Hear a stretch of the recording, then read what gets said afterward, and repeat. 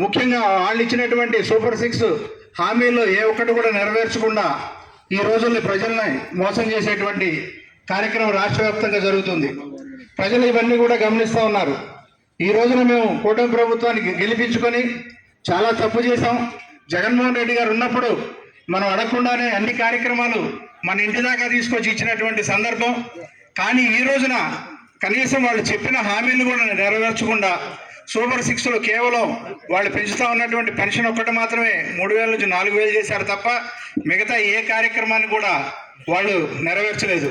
అదే గతంలో జగన్మోహన్ రెడ్డి గారు ఉన్నప్పుడు ఈ విద్యుత్ ఛార్జీల విషయమై మరి ఆయన సబ్సిడీలు కానీ మరి లోకల్ డిస్కమ్లు కట్టాల్సినటువంటి డబ్బులు కానీ ఆయనే చెల్లించి పేదల మీద భారం పడకుండా ఆయన ఆ రోజున పేదలకు అండగా నిలబడ్డారు. కానీ ఈ రోజున 6 నెలల సమయంలో ఎవరైతే ఈ కూటమి ప్రభుత్వం అధికారంలోకి వచ్చిందో పేదలను నడ్డి విరుస్తూ ఈ 6 నెలల కాలంలోనే 15,545